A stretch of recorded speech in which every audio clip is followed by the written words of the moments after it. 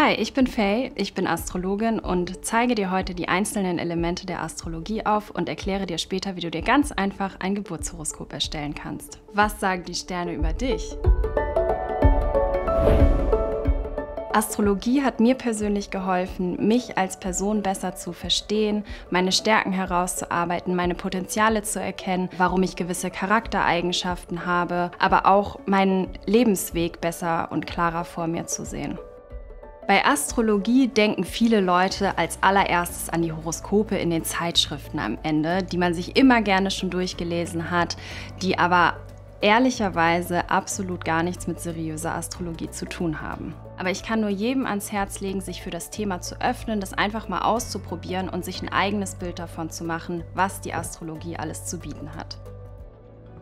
Ich sehe tagtäglich in der Beratung mit meinen Klientinnen, wie viel es Menschen helfen kann, sich selbst besser zu verstehen und einfach Lösungen aufzuzeigen, wie man mit Herausforderungen am besten umgehen kann. Ein Geburtshoroskop ist ein Abbild von dem Sternenhimmel zum Zeitpunkt deiner Geburt. Das heißt, man hat da in den Sternenhimmel geguckt, geschaut, okay, wie stehen gerade die Planeten, wie stehen die Tierkreiszeichen und die hängen alle miteinander zusammen, was dann eben deine Persönlichkeit ausmacht.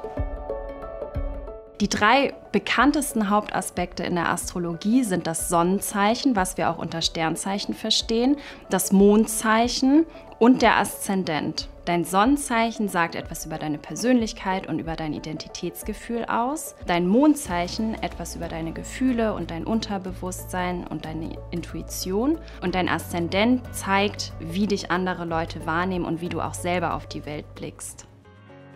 Wenn man ein Horoskop anschaut, dann sind da unterschiedliche Ebenen, die man betrachten kann. Zum einen haben wir die 12 Tierkreiszeichen, die aussagen, wie etwas passiert. Dann haben wir die 12 Planeten, die dazugehören, die sagen dann aus, was genau passiert. Und dann gibt es die 12 Häuser, die unsere Lebensbereiche darstellen. Ich zeige dir jetzt ganz einfach, wie du dein Geburtshoroskop online erstellen kannst. Es ist ganz wichtig, dass du zum einen dein Geburtsdatum hast, die Geburtszeit und auch den Geburtsort. Und diese Daten gibt man dann in ein Programm ein und das errechnet dir dein Geburtshoroskop. Das sieht im ersten Blick total kompliziert aus und super verwirrend, aber im Grunde kannst du dich hier an diesem Aufbau so lang hangeln, dass du im äußeren Kreis immer die Tierkreiszeichen hast. Dann siehst du im Inneren die Planeten, die ganz unterschiedlich verteilt sind. Das sieht bei jedem Menschen komplett unterschiedlich aus. Und dann siehst du hier noch die kleinen Zahlen, das sind nämlich die Häuser, sprich die Lebensbereiche, in denen sich eine gewisse Situation oder eine gewisse Energie abspielt. Ganz wichtig ist da vor allem hier der Berufungspunkt, der Medium Coeli. Und in diesem Beispiel siehst du, dass das im Zeichen Löwe ist. Das heißt, du bist eine Person, die sich kreativ ausleben möchte, die gerne Führung übernimmt und wirklich dem Herzensweg folgen möchte. Und ich würde in diesem Beispiel dann raten, sich in die Richtung zu orientieren, zu gucken, wie kann ich selbstbewusster werden, wie kann ich mutiger sein, wie kann ich vielleicht auch mal Risiken eingehen und mich noch kreativer in meinem Beruf ausleben. Wir tragen insgesamt alle 12 Tierkreiszeichen in uns. Die sind dann in einem anderen Lebensbereich oder da stehen andere Planeten drin, weshalb sich das anders auswirkt.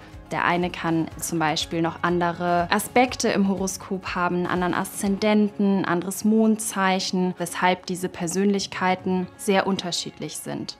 Um aber tiefer in das Thema einzusteigen und wirklich eine Deutung zu bekommen, die auf deine Persönlichkeit abgestimmt ist, solltest du auf jeden Fall einen professionellen Astrologen konsultieren.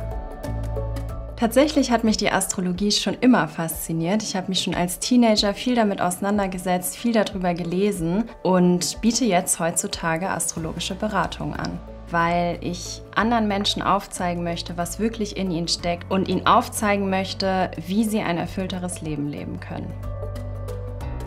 Egal, ob du der Astrologie skeptisch gegenüberstehst oder dich schon mit dem Thema beschäftigst, ich kann wirklich nur jedem ans Herz legen, sich für das Thema zu öffnen und sich das eigene Geburtshoroskop genauer anzuschauen.